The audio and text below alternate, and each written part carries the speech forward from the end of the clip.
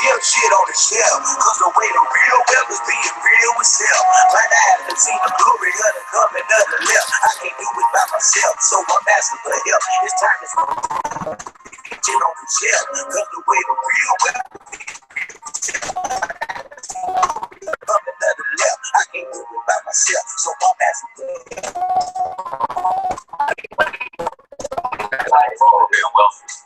I know you like Kanye West says, having money is not everything, not having it is. No, Deuteronomy 8:18 says God gives us the ability to create wealth. No, it's the love of money that's wrong. You don't want money so much, why would you get up and go to work? Everybody doing think about all the things that we think of. I'm just trying to leave a legacy. Not everything, but when you got it, you can do cool stuff. Talking money in the morning. Financial health starts the working class.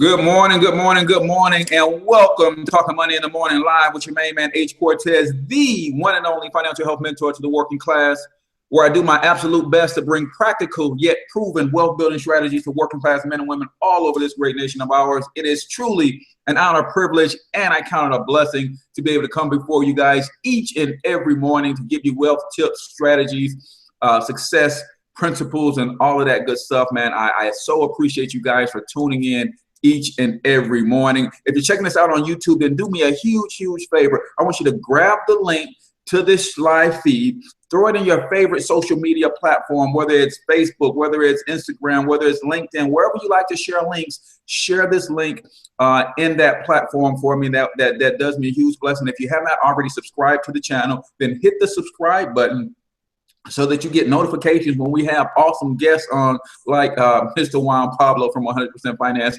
But also, if you're checking us out on Facebook, do the same thing for me.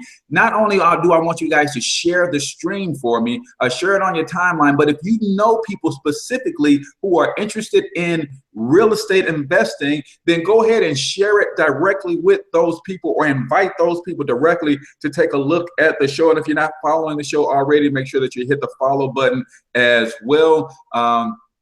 We're not gonna mess around this morning because I want this brother to give you everything that he's got for the time that he's allotted for us this morning. So just in case you stumbled upon this show on accident, let me tell you exactly who this show is for. This show is for risers and grinders this morning. If you're ready to get up, get out, and get something, this show is for you. This show is for my people who understand the power and significance of creating multi-generational wealth, and you're gonna do something about it each and every day. This is your show, my friend. If you're like me, you went to bed last night thinking about your legacy, thinking about what it is you can do today to make sure your great grandchildren are proud to bear your name. This show, my friend, is for you. If you decided that you're going to leave a mark on this world and not just a stain, this is your show, man. If you're the type of person that know deep down inside, you got the desire to build wealth, you got the discipline to build wealth, but maybe you lack a game plan, maybe you need a mentor, maybe you need a coach,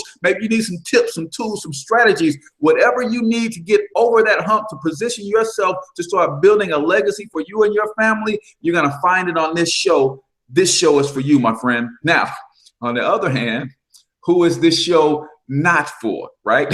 Because somebody stumbled upon this show and they're going to be surprised that this show is not for you. If you're the type of person that think capitalism is a dirty word, you think money is evil, this show ain't for you, man. If you don't like the fact that I just said the word money 12 times in the last 10 seconds, this show ain't for you, man. I can promise you. Some of you guys have that weird relationship with money where subconsciously you don't realize what's happening because you don't put money in its proper perspective. You're actually repelling money away from you instead of attracting money to you. And the people who tune into this show, they tend to attract money, success, and prosperity to them. And if that's not you, that's cool. So we just want you to know exactly who this show is for so that you can tune out, because I promise you, if you think wealthy people are jerks, if you think money is evil, your subconscious mind will never let you become something that you despise. So if you despise wealthy people, you will never become wealthy. If you think money is evil, your subconscious will never allow you to attract something that's evil to you. And let's be clear, I do not have a problem with you not wanting to be wealthy. That's your prerogative. Some people are at the pinnacle of their goals. They've reached everything that they were reaching for, and they're there and they're content. I don't have a problem with you. I only have a problem with you having a problem with me wanting to be wealthy, right? Because that's what I don't get. Why does my aspirations to be a billionaire rub you the wrong way? If you're cool with where you are, be cool with where you are. I'm not. So I'm doing something about it each and every day. So I don't understand why that rubs you the wrong way. And like I tell you each and every morning, if you've never seen a future billionaire before, I want you to take a screenshot and hold me to it, right? Watch me work. And it doesn't make me know, never mind whether you cheer for me or cheer against me. My advice to you, though, is this. You can stand on the sideline and cheer for me or against me. That part don't matter. Here's what I would recommend that you do, though. There's not a single billionaire on this planet that has ever gotten there without helping thousands of people become millionaires, decamillionaires, mega millionaires. Even a few billionaires have come out of the wake of some other billionaires. So you might want to get in the game with me, right? So if that's you, cool. We can partner up. We can link up. If not, then totally get it, understand you want to stand on the sidelines. That's cool too. Today's show is brought to you by 100percentfinance.com. Guys, if you are serious about making a stab and a concerted effort to do something in the real estate game, then you want to check out my man Juan Pablo's site, 100percentfinance.com. And that's finance with an ED, because I left out the D and I was like, man, this ain't going where I want it to go. So 100percentfinance.com. And that is also the guest for today's show. My man is a full-time real estate investor. He is also a business credit expert. And I like this title that I've kind of given him. And he kind of promotes this as well. He is a freedom lifestyle advocate. That means he's advocating for you to get yourself in position to where you can live the lifestyle that you want to live. He does his through real estate. I do mine through financial education franchises. But we are advocating for you to position yourself to be free, my friend. You see the shirt says retired, right? 100% finance. So yes, don't do the percent sign. Do the word percent finance with an ED, 100percentfinance.com. So without further ado, gang, I'm going to bring to you guys, I'm going to present to some and introduce to others Mr. Juan Pablo, Mr. 100% Finance himself. Give me a mic check, Juan. Yo, yo. Okay, we are tracking good, man. I can hear you just fine. You can hear me fine? Yes, sir. Yes, sir. So what I want to do, Juan, I love your story on how you got started. And I'm always trying to tell people that you want to use the creativity that is in you to get yourself started. And when you have an interesting story on how you got started in the real estate game and how you just got started making money, believe it or not, sleeping in the living room of your own place, right? So that you can get some extra money. So go through that whole story, man, about how you got started and how you use that creativity and how you leveraged other people's money, other people's property and all that kind of stuff, man, to get yourself started. All right, cool. So I was in New York City. I had a job in New York City working for the government. And short notice, as soon as I moved up there on a Saturday, by Wednesday, the lady who I was staying with, it was a friend of a friend, so I barely knew the lady. She said, hey, you got to move out. The room that you're in now, the guy's coming back Friday. Now, this was Wednesday. I moved up to New York City Saturday. So I didn't stress out about it. I wasn't worried. I said, you know what? I'm going to find a place. I go on Craigslist to find if I could rent a room because I had too much money to my name. I had about $700 in my checking account. Then I found a lady in Jersey City. She says, well, it's $850 a month for rent, $850 security deposit. So you need about $1,700 to move in. I said, I only got $700. And I just started my job Monday. I said, however, here's a letter, here's a document from my job saying that I made $39,000 per year. So she said, all right, well, let me think about it, Juan Pablo. She hit me up the next day and said, all right, I don't know why I'm gonna do this, but I'm gonna allow you to move into my place for just $700. However, when you move in, when you first get paid, you gotta pay me the rest of my first month's rent, $150 plus a 1 month security deposit of $850. So as soon as I move in, I was so grateful. I began to help her out. She was an elderly lady, Jamaican lady, and I love Jamaicans. That's like my family over there. I like Caribbean culture. So as I was hanging out with her, I began to take a lot of her responsibilities off her plate. What she used to do, she had a homestay business where she would provide housing to international students. So I took it upon myself without her even asking. I took the initiative and said, hey, Rose, her name is Rose. Hey, Rose, how about I take out your trash? How about when this student moves in, that I welcome him in? When he moves out, I'll clean up his bedroom. Hey, and plus she's supposed to give them tours of the city because they're from Spain, they're from China, from South America, from all over. I said, you know what? Since I'm a young guy, I was in my 20s, and they were in their 20s. I said, yo, let me take them out to New York City and give them a tour. Because to me, it's like hanging out with my peers. And she's an elderly woman. She didn't want to commute from Jersey City to Manhattan every weekend when the students move in. I said, I'll do that for free. Now, she didn't pitch this to me whatsoever. I just took it upon myself. Long story short, she said, you know what, Juan? I know you're supposed to be paying me $850 a month of rent. How about we just do $800? Because you've been a great help. Then later down the road, she said, you know what, Juan? Instead of $800, let's do $700. Then she said, hey, Juan, if you give up your room in the summertime and sleep on my living room floor, I'll let you stay here for free. But it's contingent upon you still help me with the students, because the summer season is a busy season. A lot of students, are out of school. So they will travel from their country to Manhattan for the summer. So I gave up my room. I slept on the living room floor. Meanwhile, I had bad credit, didn't have much money.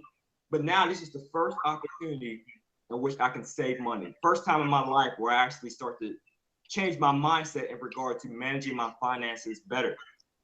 So then I saved up that whole summer, sleeping on her living room floor, $3,000. So I didn't have any rent to pay. And again, I was renting a room paying upwards of $850 a month. That's a lot. They be Jersey City. This is not in Manhattan. This ain't wow. Right? So her and I, we became really good friends. I consider her to be my aunt. She was like my mom away from home, even though she's my landlord. So I would walk with her like down the streets of Jersey City, and I saw a lot of for rent signs. I said, you know what? Let me write all these down. So I had a pen in my pocket, a sheet of paper, and I just wrote down the addresses and the phone numbers to the 10 different places I've seen that had for rent signs. Mm-hmm. Next day at work, I always spent 30 minutes of my lunch hour to do some type of real estate related activity, whether it's calling this person about my credit, calling a mortgage broker. I always devoted half of my lunch hour towards improving myself financially. So I called all 10, cold called them. The 10th one said, it was one block over too from Rose's place. She says, I have a 3-bedroom apartment for $850, including utilities. I said, what? The whole apartment is $850? I'm like, one block over, I was paying $850 for a room. So for a room, right. I knew the market. Now I know the market. I said, so I know what I could potentially get. I can get $850 for a room. Mm-hmm. But she's selling me this is a basement apartment though. So right. I don't know if you ever lived in a basement apartment, but it ain't glamorous at all, bro. It's down. You might have rodents. It was a mess. It was ugly. But right. Then you know what? I can improve value to this. So this is what I did. I went up to the new landlord and said, hey, I'd like to rent this apartment, but just keep in mind, I am the master tenant. This is my first lease option before I knew what a lease option was. Right.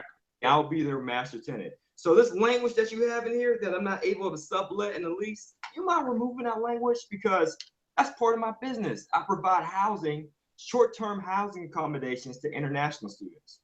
So you'll see a lot of turnover. You see a lot of different faces from people from different places, but I'm your main guy. You will get to me.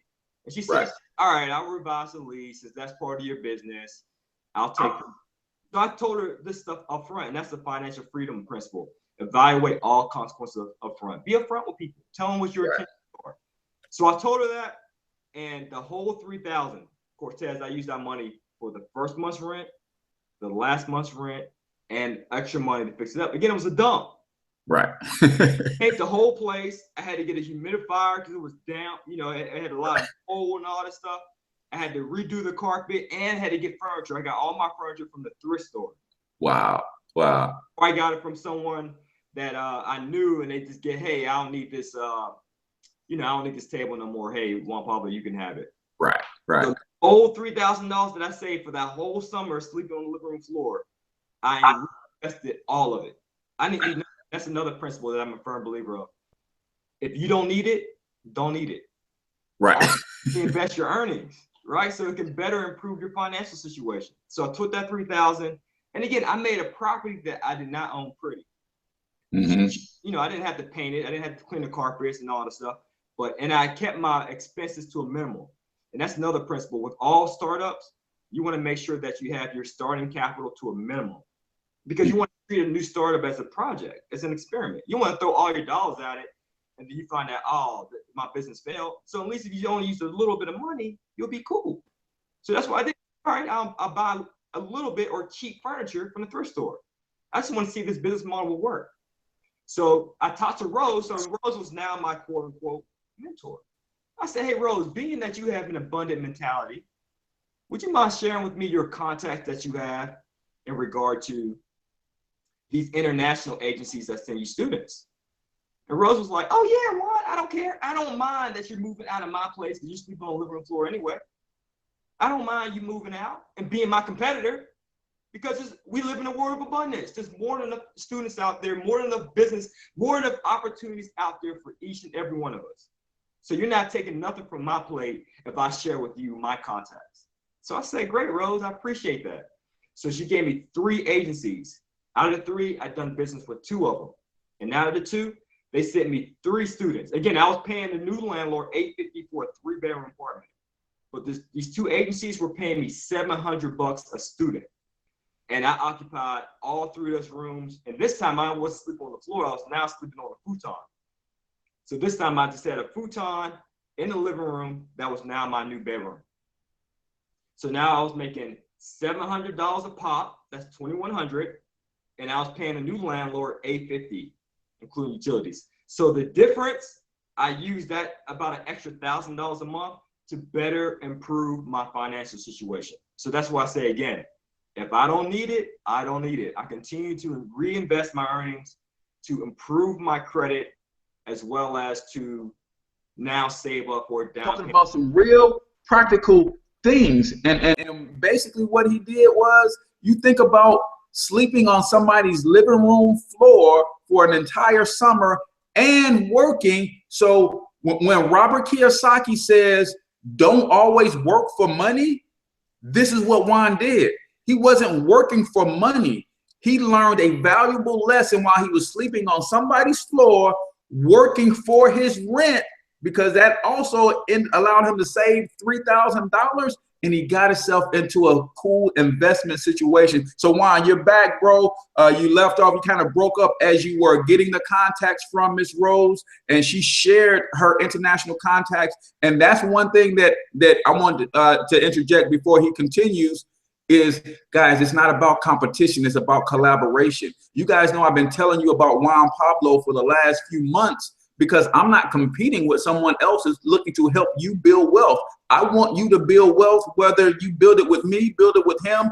I just want our community to be in a solid place financially so we can start changing some of the things that are detriments in our community. So he collaborated with what would be his competition, and she didn't have a problem with that because she understood the power of collaboration versus competition as well. So she gave you the contacts, Juan, and you start building your own list of clientele for these international students in your basement rental, your new first real estate project, right? Go ahead and continue, bro.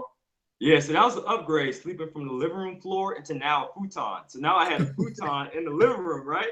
So now I can elevate myself and sleep on the futon. Gotcha. And I rented all 3 of those rooms out. So out of the 3 agencies that I've reached out to, 2 of them sent me students.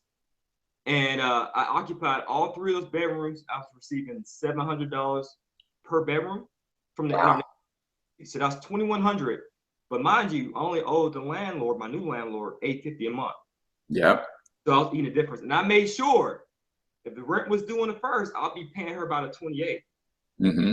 I always paid her ahead of time, and she was just grateful for that because she never had to chase me down. She didn't worry about nothing. And if anything was broken, I fixed it. Right.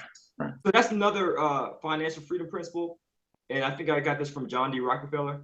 that control is better than ownership. That was my first income producing property. And I didn't know, I just controlled it. So I also teach that as well. Like, you can obtain income producing assets without it requiring none of your own money. Hence the term 100% finance. You're getting an income producing asset with little to none of your own money required. You can just control. All you need to do is control.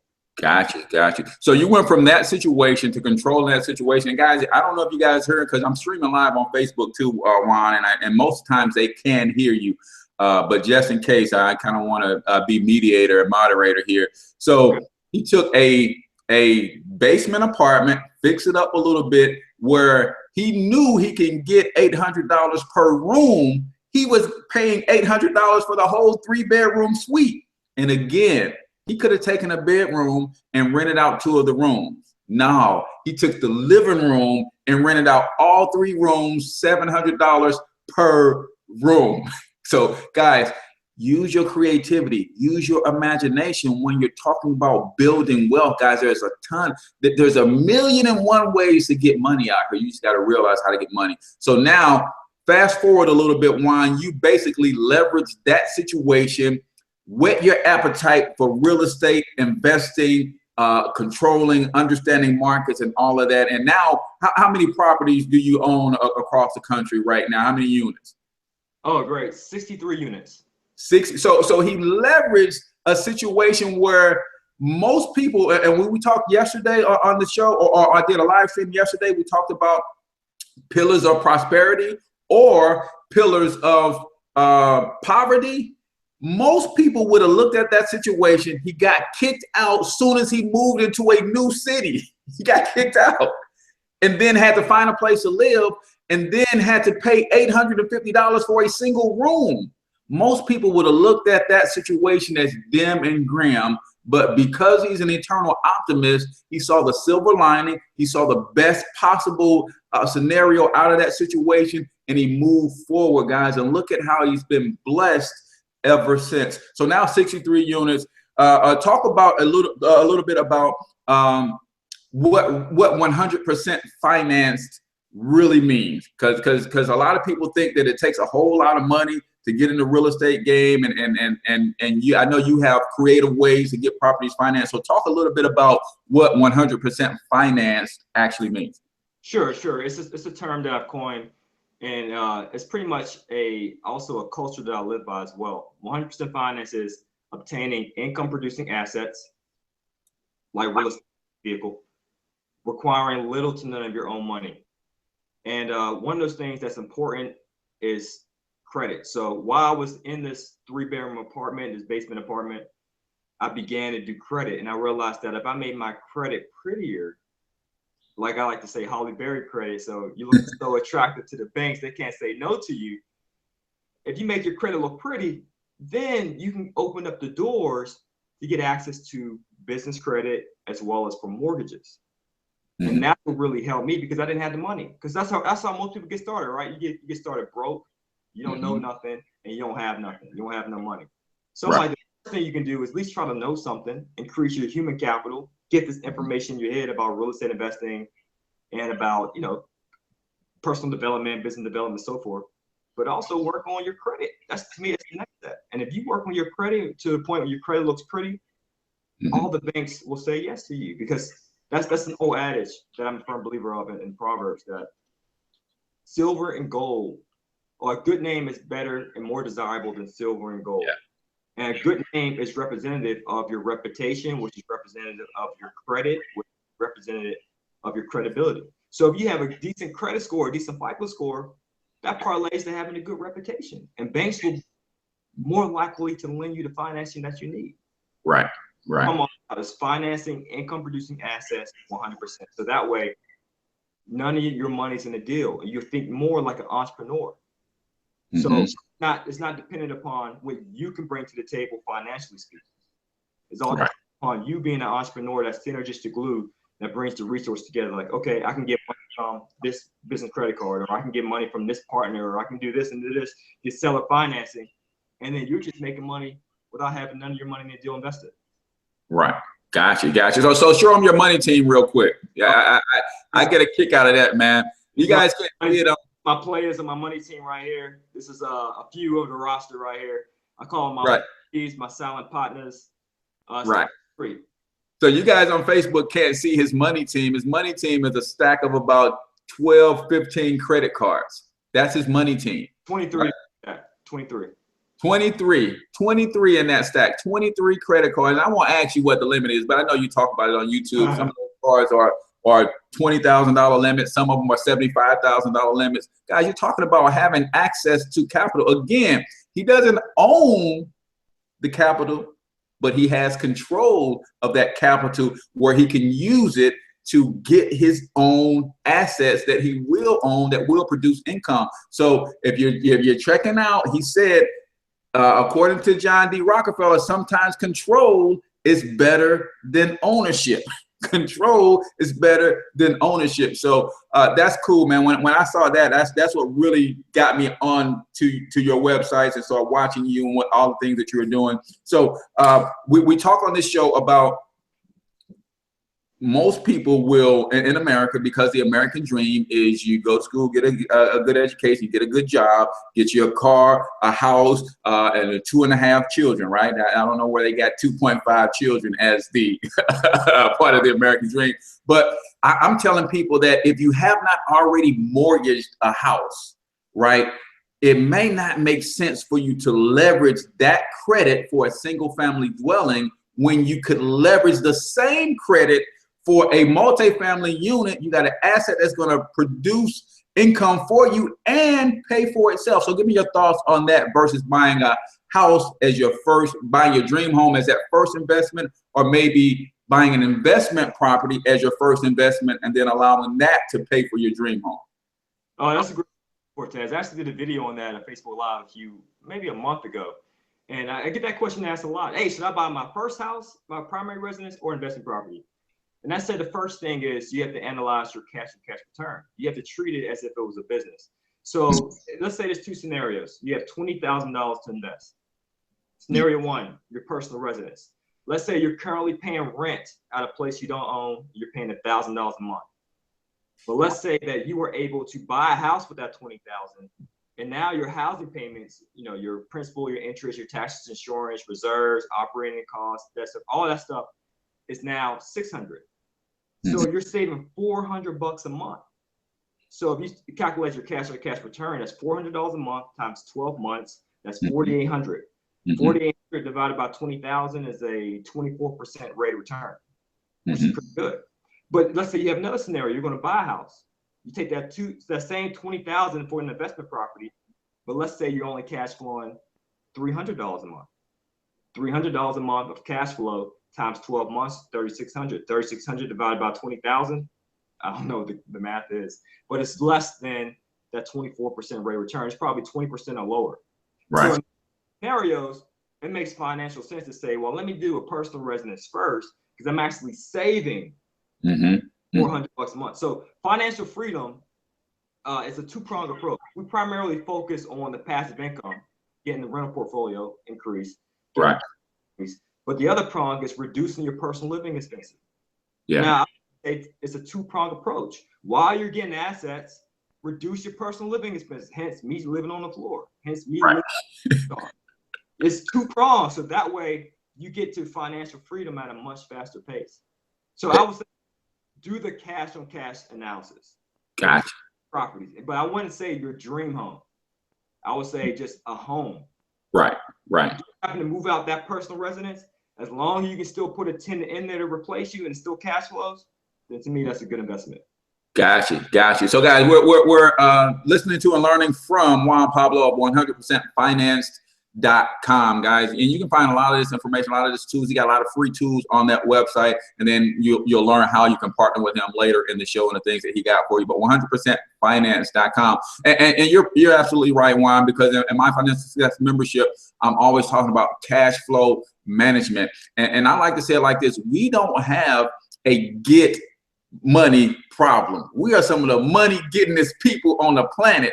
we have a cash flow problem, and too much of our cash is always flowing away from us. So we want to figure out how we can reduce that tide instead of the money flowing away. We want to keep that money circulating and hold on and put it to use for us as best as possible. So how long you been full-time investing in real estate, Juan?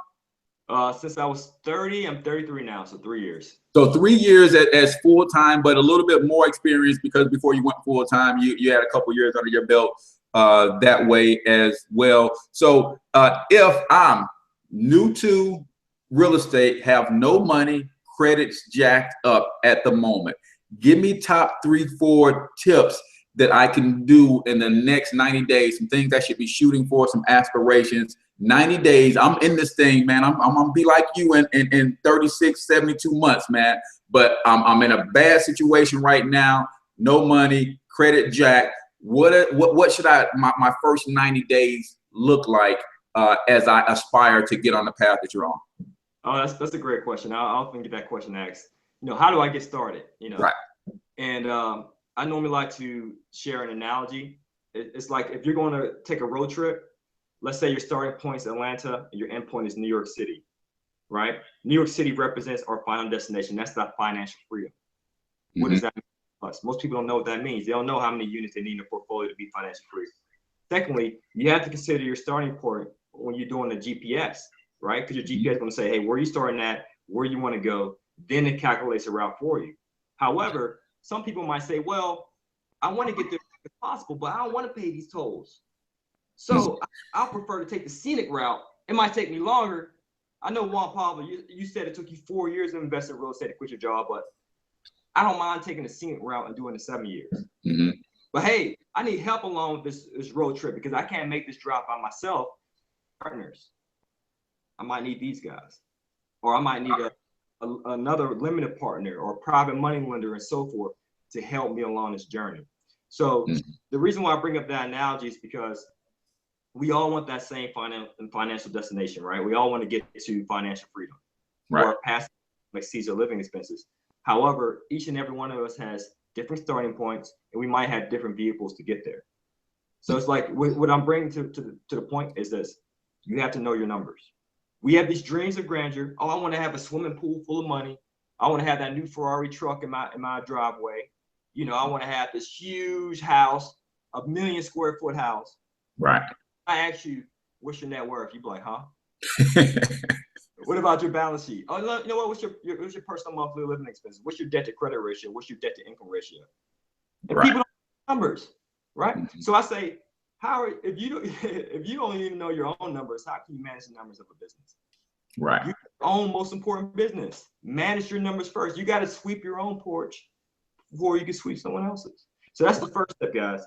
Is learn that. So you have to fill out a personal financial statement.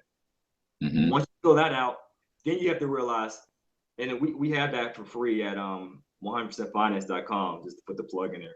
If you subscribe, you get a free personal financial statement, and as well as other real estate related documents like a mortgage calculator, a letter of intent, a sample promissory note, a property inspection checklist, a whole bunch of 24 free documents if you subscribe. Gotcha. So after you find out your numbers, the next thing is just, okay, what do I bring to the table? And there's 3 things you need to bring to a table to do a deal, in my opinion. The time, the looking good on paper, and the down payment money. Time encompasses not just your hours, but also your know-how and also your network and your connections. I do deals without using my own credit. Even though I got an 822 credit score, I still do deals without using my own credit because I limit my ownership to 19% for multifamily. I know some of the stuff might sound like a foreign language, but just listen to it over and over. Yeah. I limit my ownership in an entity, and I get paid almost 20% of the cash flow and the equity, and get a nice hefty acquisition fee at 3% of the purchase price at closing, only because I bring the know-how to the table. I network with people who look good on paper, who also got the money for down payment, and I'm just that quarterback. That's all I do. I have that network and say, hey, mortgage broker, are you doing your job? Hey, mortgage lender, are you doing this? Hey, real estate attorney. Hey, a real estate agent. Hey, property inspector. Hey, appraisal. I make sure that everything is moving smoothly for us to close on the deal. And I have a 9-unit under contract, by the way. And that's all I'm doing. I'm just making sure that everyone's doing their job, and I'm raising the capital and bringing people who got pretty credit to the table. Yes, I got pretty credit myself, but I'm like, why use it if I don't have to? Right, right, exactly. So That's powerful. Go ahead. It's knowing your numbers, and then secondly, knowing what you bring to the table. So if you say, well, I don't got the credit and I don't got the cash, then cool. You can syndicate deals. You can do deals like I just said as lease options. And out of those 63 units I said I have, I only own 50. I have a 13 unit as a master lease option. I don't own it, but I control it.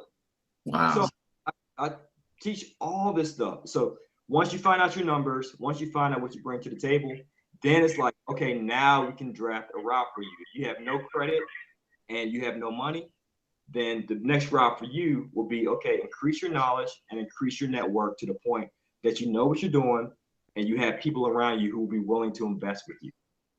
Or you're working on your credit while you have bad credit, so that way you can work on getting these.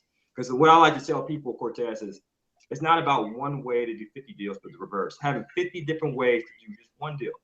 So that way, if you always have access to capital, I have this is my money team. I also have partners, as I just mentioned. I also have properties that I currently own that I do cash out refinances and pull the equity out. I have many different sources of getting capital. Right, right. And even income, like 100% finance money, I don't eat it. Like I just said, if I don't need it, I don't eat it. These are principles that I live by. So I continue to reinvest it to continue to grow my portfolio. Because this is the model.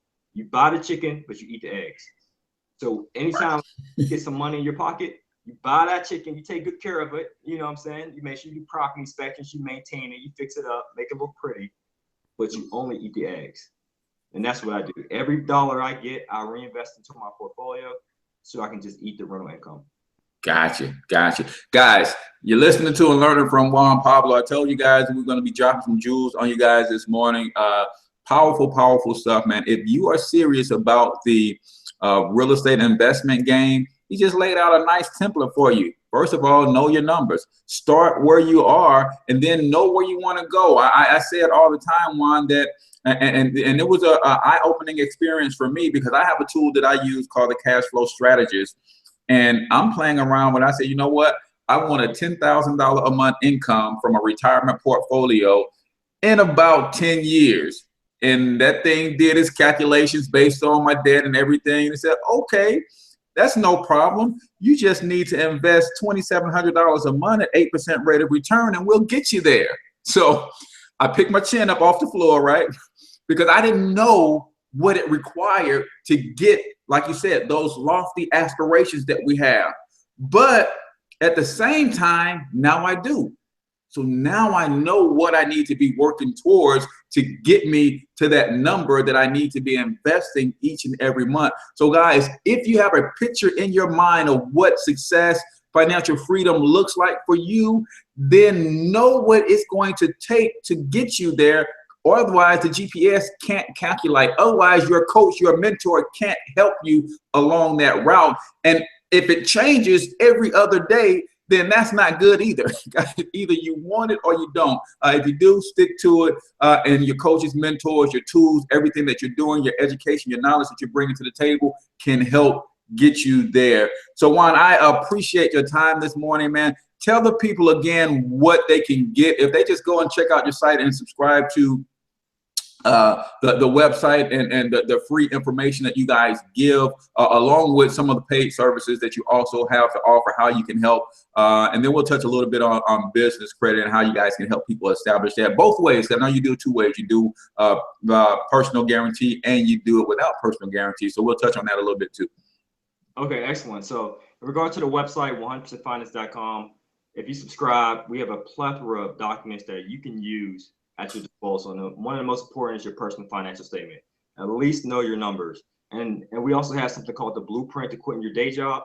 So that way you can calculate how many rental units you need to aim for to have in your portfolio so you can quit the 9 to 5. You know, so you have to know your numbers, because that's how dreams are converted into goals, by making it specific, quantifiable, measurable, and have the time frame associated with it. You get all this stuff when you subscribe. And in regards to our services, we offer credit repair, business credit, as you mentioned, real estate coaching, and we also provide low doc mortgages, because there's a market out there, like people who wholesale deals and their income is just not documented. However, they have decent credit and they have the capital. They just get paid under the table. So we actually have a low doc mortgage company that helps people get qualified for mortgages. Wow. Wow. That's good stuff. Good stuff. So we mentioned business credit a little bit, and I've been alluding to your strategy on the personal guarantee. I know you recommend that people get their credit score up over 720, and then they can personally guarantee business credit. So talk about the benefits of personally guaranteeing business credit, but also doing the traditional approach of building business credit, the pros and the cons. All right, cool. And for pretty credit, I mean 720 credit score or higher. That's what I mean when I say pretty credit. Yeah. So business credit with the personal guarantee and without. Most people, they wonder which route they should go. The quickest route is using a business credit, obtaining business credit with a personal guarantee. That's the quickest. Simply being is when you apply, within 30 days, you get funded. And it's based upon your personal credit. So these lines, these business credit cards, they do not show up on your personal credit report whatsoever. However, if you default, then they will. But the key is to only use these for income producing reasons. You're going to use this debt in which you're going to have income coming in. So it's okay. And I always say, get into debt if you got someone else paying it off for you. So if you're using this to get an apartment building, guess who's paying it off? Your tenants, not you. And by the way, you know what the balance is on all 23's cars? It's zero. I owe nothing on these cards. I have them. I've used them. But what I said earlier, I reinvest my earnings. 23 credit cards. Now I got like no $500 credit card or nothing like that. There's several thousand on each of them, but all have a balance of zero. I reinvest it. So I make sure that my tenants are paying this off. So I like business credit with a personal guarantee because you can get on average about 40,000 within 30 days of applying, and you can apply for multiple rounds every 3 to 6 months. It's a strategy in place, and there's no upfront fees as well. And if you apply through Cortez's link, we will call you for your free consultation. So there's no upfront fees. So that's why most people find business credit with a personal guarantee attractive, because you get it in a short time frame, 30 days. You can apply for multiple rounds every 3 to 6 months, and there's no upfront fees, and you get the free consultation. Now, if you do corporate credit, that's personal credit without a PG, that's attractive as well because it has nothing to do with your personal name. However, it's more difficult to obtain. If you go through the process of learning how to build it yourself, normally most companies want an upfront fee, about $1,300. So you're paying $1,300 just to quote unquote get access to a software, just to learn it, and you're doing it yourself. So after you pay the $1,300, then you have to get in compliance. So you got to have a 1-800 number, you got to have a fax line, you got to have your SS4 form. You got to make sure that it lines up with what your articles of incorporation have for your address. You have to make sure your personal address is separate from your business address. So you might have to have like a virtual office. All the stuff might sound like a foreign language, but it's a lot of stuff. It's like 20 different things you need to do to be in compliance. So that costs money to be in compliance. Then you got to have at least six different vendor lines of credit. So you might have to go with Home Depot, Lowe's, Office Max, Quill, and Office Depot. And let's just say 5, for example. So you might have 5 different vendor lines of credit, meaning you can only use that credit card at those locations, like a department store credit card, for example. And they have a minimum purchase order of about $50 a month. So if you have 5 vendor lines of credit and you're spending $50 a month minimum on each, that's $250 a month. So you pay $1,300 up front. You're paying for a 1-800 number, a fax line, all this other stuff, virtual office. Plus you're spending $250 per month for a period of 6 months.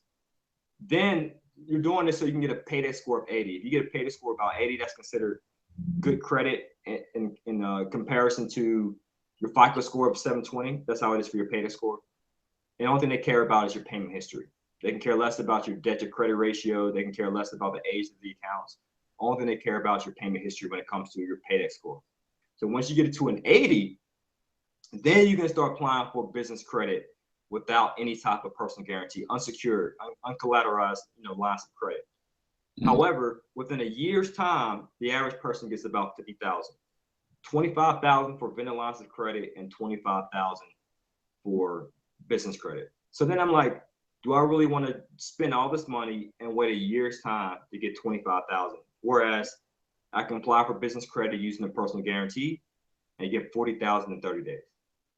Wow. You can do both. I'm not saying like you have to choose one or the other, but you can do both. But if you want to get started, I say you to use a personal guarantee first, because you might not be in compliance. Like, let's be real. Most people, when they get started out, they don't have business tax returns. They don't have P&L statements. They don't have full documentation whatsoever. They don't have 4 months of bank statements and merchant accounts. They might not even have a merchant account. They can't even accept credit card payments. Right. So right. Extend to you money and your business is brand new. Banks are not stupid. These companies take millions, if not billions, if not trillions of dollars every year. And you think they're going to lend you, Joe Blow, $100,000 on the business line or line of credit? No, they want to make sure that your business is reputable first. So if your business is not reputable, then that's why you use the PG. Gotcha. Good stuff, man. That's good stuff, man. I told you guys, dude knows his stuff, man. And I was impressed from the first day. And I met you through Dane you was on Billionaire Belief. Oh yeah. And that was the first time that I saw you. And then I went over to your channel and checked out some other stuff, man. And I was like, man, this stuff is on point, right along with what I teach and building wealth, but a variety of ways. Because I think my audience will agree. Give me a thumbs up if you agree with this. Most of you guys didn't know that there were that many ways to approach the real estate game. Is that a fair statement? A lot of times we kind of put stuff in a box and think that, hey, if I can't do it this way, then I can't do it. Well, he just showed you guys that there's 1,000,001 ways to do a deal. And the reason he's so successful and so proficient at it is because he knows all 1,000,000 of those ways. So you got to get your knowledge game up, guys. You got to get out there and network and talk to people who are doing this. Get on people's calendar. You might have to subscribe to an email list or a website. You might have to attend a webinar or a workshop. You might have to go to some of those free real estate deals, not to buy what's selling on stage or in the back room, but to meet some of the local players in the game in your area. You might have to buy a book, a CD, or something to get in front of somebody so you can ask them some questions, ask them to be your mentor, all of that kind of stuff. So that stuff is important if you want something local in your area, but you always got 100percentfinance.com, guys, to go directly to my man Juan. They got some great services. I mean, they will help coach and mentor you. Their programs are designed specifically for people like you and me, new to the game, but got that desire to have more when it comes to building wealth through the lens of real estate. And then, like I said before, the business credit deal, that's more about whatever you need capital for in whatever business. It's not specific to real estate. Is that correct, Juan? That's correct. So you can build your business credit up for whatever you want, your business credit. So if you have and you want to own and your own salon with business, then establishing business and get the capital you need. Then you can have a coach like Juan that